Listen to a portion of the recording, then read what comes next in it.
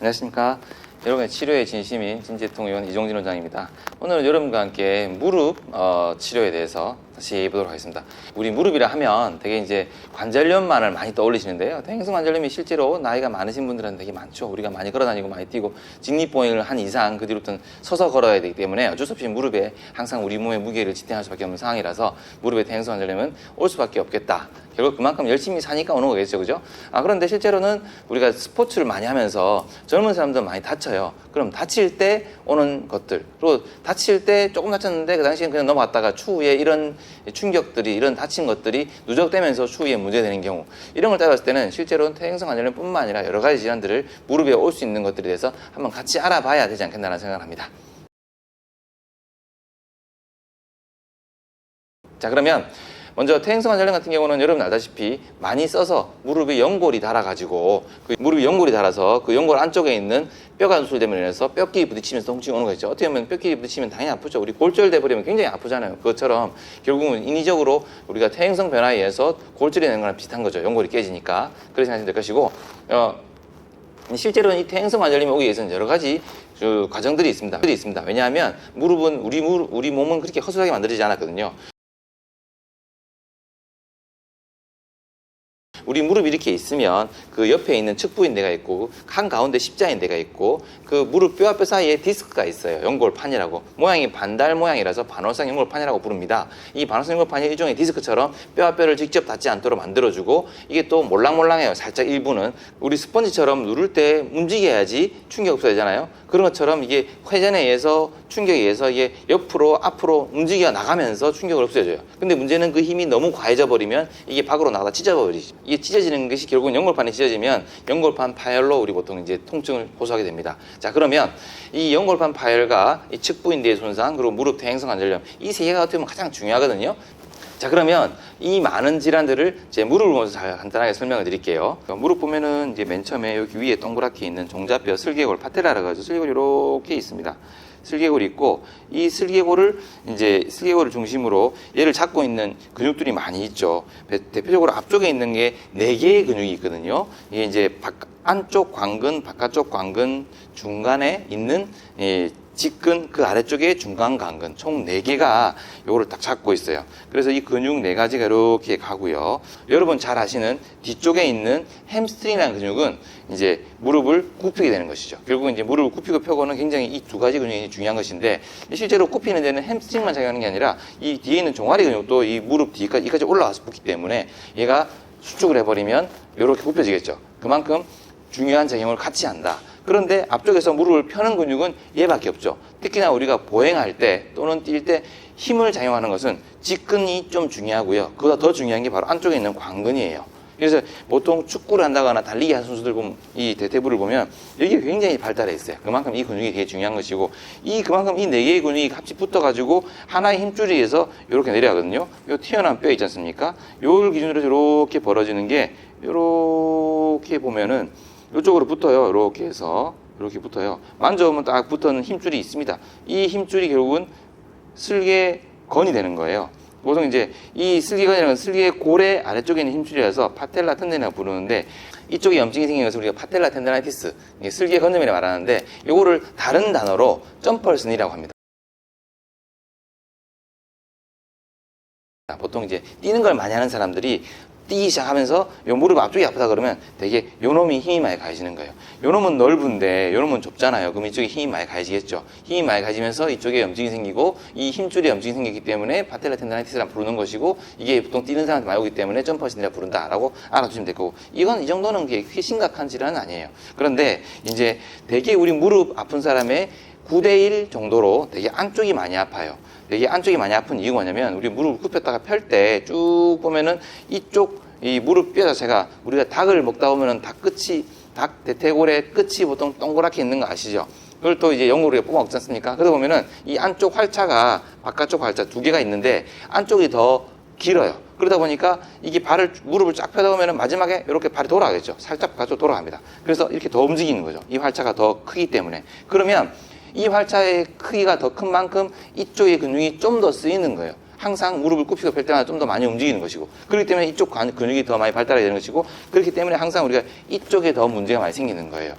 걸음걸이를 하더라도 우리 체중 중간에서 다리 쪽으로 갈 때 체중이 실리는 그게 이쪽을 한가운데로 지나버리면 바깥으로 나와버리죠.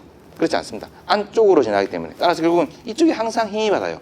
그렇기 때문에 우리 무릎에서도 인대들을 봤을 때 대표적인 인대가 내측 측부인대, 외측 측부인대, 그 다음 십자인대, 그리고 이 연골판을 감싸고 있는 관상인대가 있는데, 이런 관상인대라든가 십자인대보다 내측 측부인대 얘가 제일 튼튼해요. 그만큼 제일 하는 일이 많다는 말이고, 그만큼 손상이 제일 많다는 거예요. 그만큼 이쪽에 문제가 많이 생기는 거고, 되게 처음 시작할 때는 이쪽에 있는 요렇게 가는 내측 측부인대가 문제가 많이 생겨요. 그런데 보통 보면은 딱 여기 아픈 사람보다는 살짝 뒤쪽이 아픈 사람이 많거든요. 그거는 이제 POL이라 해가지고 살짝 오블릭하게 비스듬하게 내려가는 요렇게 가는 인대가 또 있어요. 중요한 인대가. 그래서 이놈의 손상을 많이 받거든요. 따라서 이쪽이 옆에 아프냐 뒤에 아프냐에 따라 달라질 것이고, 보통 얘는 같이 손상이 받기 때문에 둘 다 치료하는 게 중요합니다. 그리고 이제 우리 보통 이 상태에서 경우에 따라서는 다치는 거라든가 아니면 사람에 따라서는 이게 O다리, X다리 따라서 안쪽 바깥쪽에 힘이 받는 게 각도가 틀려지니까 아까 말씀드린 것처럼 9대1의 비율로 드물지만 이쪽에서 아픈 경우도 있어요. 이렇게 외측 측부인대가 손상을 받는 경우가 있어요. 자, 그러면 아까 말씀드렸죠. 이 무릎, 이 티비아라고 하는 경골뼈, 여기는 비골입니다. 그리고 이쪽은 하나 있는 건 대퇴골입니다. 이 뼈와 사이 관절이 이건 무릎 관절이 되는 것인데, 요 사이에 반달 모양으로 두 개가 얹혀 있다 그랬죠. 그것이 바로 연골판입니다. 연골판이 이렇게 쭉 돌아가면서 뒤쪽으로, 이게 쭉 돌아가면서 이렇게 뒤쪽으로 있는 거고요. 한가운데는 속 들어가겠죠. 그죠? 비어 있습니다. 이 안쪽에는 펩패드, 지방층이 있는데요. 그 지방층도 중요하긴 하지만은 일단은 중요도가 좀 떨어지기 때문에 따로 빼고 말씀드리겠습니다. 그러면 이 연골판 자체가 여기에 이렇게 부착되어 있어요. 이렇게. 여기 있는 데가 바로 관상면이에요. 관상면. 그렇기 때문에 관상인대라고 부릅니다. 또는 메니스커스, 반월상 연골판하고 뼈하고 티비아하고 붙어 있다고 해서 메니스코 티비알 리가먼트. 반월상 연골판 경골 인대라고 부르겠죠. 그럼 너무 이름이 긴데 이 관상인대로 짧게 부르는 걸로 그대로 말하겠습니다. 이 관상인대가 계속 이놈이 실제로 이 경골이란 뼈에 연골판이 붙어 있기로는 앞뒤만 붙어 있다 보니까 우리가 무릎을 움직이고 굽히고 폈다 하면서 회전하면서 계속 완충작용을 하다 보니까 여기 움직이는 거예요. 움직일 때 얘는 붙어 있어서 못 움직이고 나머지 부분들이 여기 옆에 있는 들이 움직이거든요. 움직이다가 이 인대들이 계속 잡아줘야 되니까 힘이 많이 들겠죠. 일을 많이 하다 보니까 이놈이 문제가 많이 생기는 거예요. 보통은 이제 첫 번째로는 얘가 문제가 많이 생기고 그 다음은 이 관상인대가 문제가 많이 생겨요. 따라서 이 관상인대가 그 힘을 결국은 문제가 많이 생기다 못해서 이게 탈이 나버리면 결국은 그 힘이 얘보단 이 안쪽으로 바로 다이렉트 들어가겠죠. 이 연골판이 바로 손상을 받으면 바로 손상 받을 때는 맨 처음엔 바깥쪽에 손상을 받을 것인데 그 힘의 크기에 따라서 안쪽까지 쭉 찢어지는 경우가 있어요. 이 연골판은요, 바깥쪽 3분의 1은 피가 좀 가기 때문에, 그런데 안쪽 3분의 1은 피가 안 가요. 특히나 무릎 관절 안은 여러분 하나 알아야 될 게 무릎 관절 안은 혈관이 없어요. 특히나 연골 같은 경우는 연골 세포들은 산소 포가 높으면 잘 안 자라요. 그렇기 때문에 무릎 안에 있는 환경은 결국은 혈관이 하나도 가지 않기 때문에 우리가 혈관으로 약을 넣는다고 해서 무릎으로 하나도 안 갑니다. 그러면 뭐예요? 우리가 약을 먹는 것도 무릎으로 하기 힘들겠죠. 실제로는 글루코사민이라든가 콘드로이틴 같은 거 먹으면 무릎이 좋다고 말하지만은 먹는 걸로 그 성분이 무릎에 가기는 굉장히 쉽지 않다라는 거예요. 그렇기 때문에 무릎에 직접적으로 뭔가를 치료를 하기 위해서 주사를 한다거나 뭘 하는 게 더욱더 중요한 것이고, 그만큼 그 피가 잘 안 가기 때문에 이쪽에 있는 하나 약물이 들어가 버리면 우리 몸에 흡수를 당했지만 이 나쁜 성분들이 빨리 사라지지 않는다. 그렇기 때문에 항상 좋은 성분만 넣어야겠죠. 그렇기 때문에 무릎은 더욱더 좋은 것들만 잘 넣도록 우리가 생각을 하고 치료를 해야 된다는 거죠. 그렇기 때문에 연골판이 심하게 찢어져서 안쪽까지 찢어지면 얘가 갈라지면서 말려 들어가요. 왜냐하면 무릎은 항상 무릎 굽혔다 폈다 운동을 하니까. 그래서 이 찢어진 부분이 말려 들어가 버리면 딱 낑기겠죠. 그러면 갑자기 무릎을 못 피는 경우가 있어요. 걷다가 갑자기 힘이 빠져가지고 무릎을 못 피면서 쓰러지는 경우가 있어요. 그런 경우는 우리가 연골판 파열 중에서도 좀 심각하게 안쪽까지 다 찢어진 거다. 그럴 때는 답이 없어요. 수술을 해야 돼요. 피가 잘 가면은 우리 몸에서 알아서 치료를 해주는데 그렇지 않기 때문에 참 안타깝게도 그런 경우는 연골판을 드러내거든요. 일부를 드러내고 나머지는 꼬맵니다. 그럼 드러내버리면 우리가 무릎 뼈와 뼈 사이에 우리가 완충작용을 하던 연골판이 사라지니까 뼈끼리 부딪히겠죠.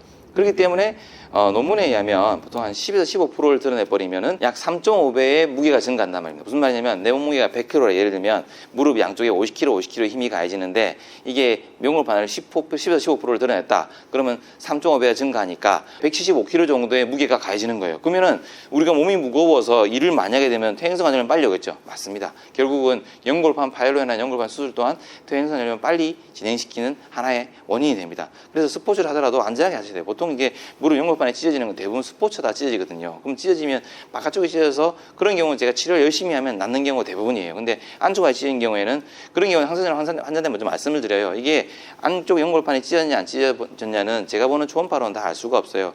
찢어졌냐 안 찢어졌냐는 파악할 수는 있지만은 그 안쪽 심부까지 갔냐 안 갔냐는 단면을 봐야 알 수 있는데 그 단면을 보는 것이 MRI밖에 없어요. 비용도 많이 들겠죠. 그렇기 때문에 일단은 스포츠 할 때는 항상 우리가 안전장구를 잘 차고 준비 운동을 충분히 하고 안전하게 운동을 해야겠다 라는 말씀을 드립니다. 이렇게 방금 말씀드린 것처럼 안쪽까지 심부가 찢어지면 수술을 해야겠지만 겉에가 일부가 찢어지거나 관상에 대한 손상이 있을 때는 저 같은 경우는 보통 이제 PDRN 또는 태반 계열의 재생 주사 이런 주사들을 가지고 고농도 포상과 함께 우리 손상된 부위를 초음파로 확인하면서 그 부위에 주사를 놔줍니다. 그러면은 이게 이런 부분들이 좀 이제 튼튼해지면서 초음파 보면은 그렇게 시꺼멓던 부위들이 말 그대로 무릎의 인대들이 좋아지는 튼튼해지는 그런 과정들을 관찰할 수가 있어요.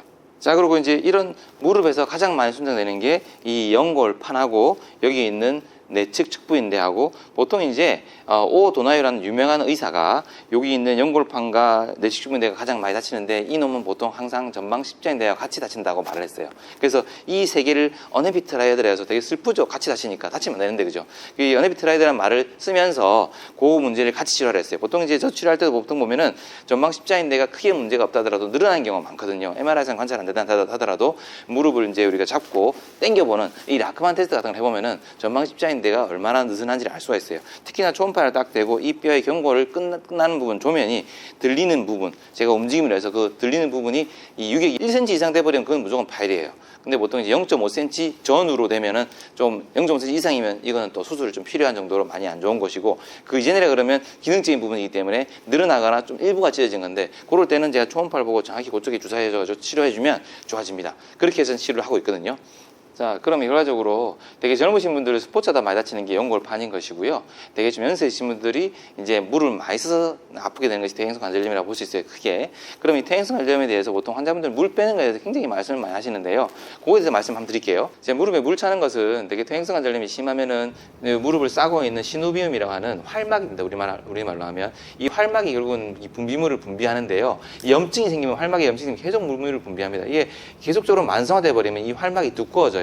활막에 있는 세포가 많아져서 두꺼워지면 그만큼 물을 많이 분비하겠죠. 그렇기 때문에 초음파 같은 걸 제가 보면은 활막이 두꺼워진 분들이 보통 있어요. 그런 분들은 제가 미리 말해요. 물을 자주 뺄 수밖에 없는 상황인데 몇 번 빼면서 물이 좀 줄면서 좋아지면 그때 가서 물을 안 뺄 수도 있으니까 일단 초반에 빼더라도 너무 걱정하지 마시라. 근데 이런 말을 해도 환자분들은 항상 그래요.